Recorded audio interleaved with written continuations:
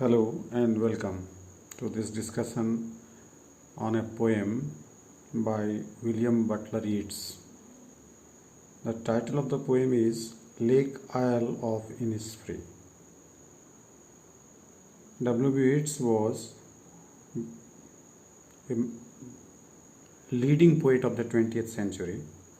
He was born in 1865 and he took his last breath in 1939. He is considered as a leading Irish poet of the 20th century and also considered one of the best poets of 20th century English literature. This poem is one of his most famous poems, although not one of his best poems.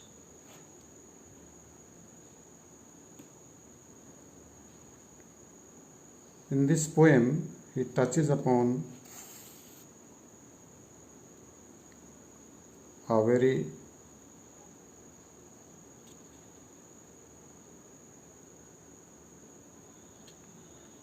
important aspect of our life. We all are associated with our memories of the past and with our plans of the future, dreams of the future.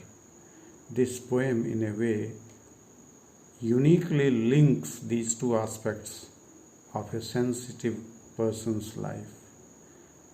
One aspect is longing for the beautiful days of the past, of the childhood days, of the days passed in close company of nature. And on the other hand, the dream of the person to enjoy a peaceful life away from the hustle and bustle and hurly and burly of the modern lives. One who is trapped in the life of the cities and towns, one who has come from peaceful villages, has always stored in some corner of his heart to go back to that peaceful place, and he or she somewhere in a corner of mind keeps that dream alive that after some time he or she will be able to go to live again that type of life which they left behind for success, for work, etc. These things, these pressures of life, these struggles of life have separated the persons from their roots, but in their mind they are always associated with that. In this poem we find that the poet is living in London. He wrote this poem in 1888 at the age of 23. He was living in London at that time and he was passing through the roads and he saw an artificial stream of water placed at a shop. This view of the spring displayed at the shop reminded the poet of the lake of Innisfree where he had lived during his childhood days.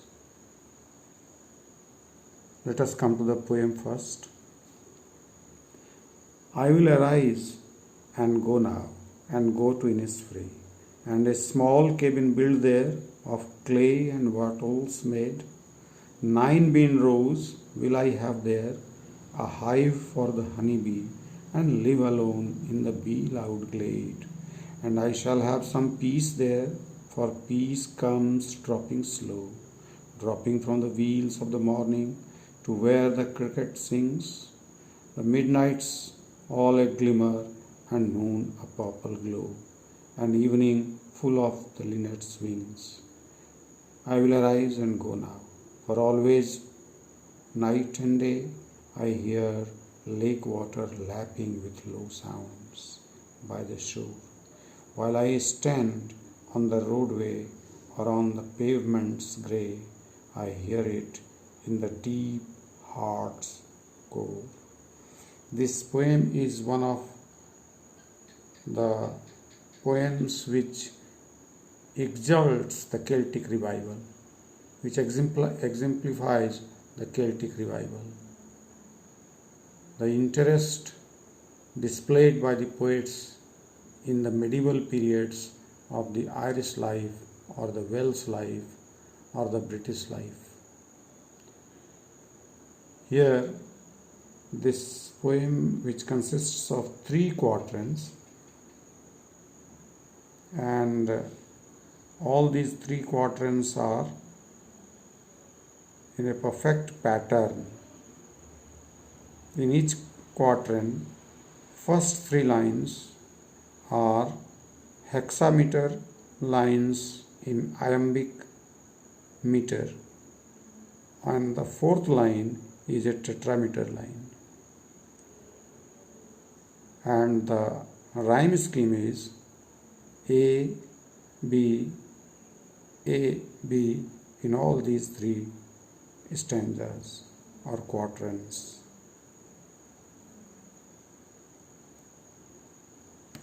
In the first stanza, the poet describes the physical requirements of that place where he will go and what will we do there. He wants to make a small cabin there made of simple clay and wattles. By wattles the poet means logs of wood, and then he says he will prepare some rows of beans that he will grow there, and he will make a hive for the honeybees because he loves to listen to the humming voice of the honeybees. And then from these physical pictures he takes us to the mental requirements or mental benefits of that place, where he says he will have some peace there, because peace comes slowly at that place. It comes dripping, falling slowly from the sky through the morning cloud, where the crickets sing. Cricket is a type of small insect which produces beautiful sound and which lives under the trees, in the bushes or on the barks of the trees. And then he says that at that place it is always a joy, be it a morning time, be it the mid-noon, or be it the midnight. The morning is full of peace, and noon is purple in the glow of the sunlight. The evening is full of the flying little linnets. Linnets are a type of bird. And when it is midnight, there is a glimmer or the twinkling of the stars in the sky. And again he repeats, I will arise and go. He says that he will get up and he will leave that place and he will go there. Why will he go there? He says he always wished to go there because the sound of the lapping water of the lake is always reverberating in his mind. He has never been able to forget that sound which he heard at the shore of the lake during his childhood days, when he stayed at that place for a long period of time. He says, wherever he goes, whether he is standing on the roadway or on the pavement, the sound of that lake is always alive in some corner of his heart. In the deep heart's core, the sound is always there. So we find that these three quadrants present a beautiful picture of a place in Ireland, because we know W. Yeats was one of the devoted poets of Ireland who wanted to present all the beauty of the legends or folklores or nature related to Scotland. He had a great desire to present Scotland to the world, the beauty of Scotland and the beauty of Ireland to the world. And he had, for such matter, a great influence on his personality created by the Irish nationalists like O'Leary or Maud Gonne, Lady Maud Gonne. Thank you.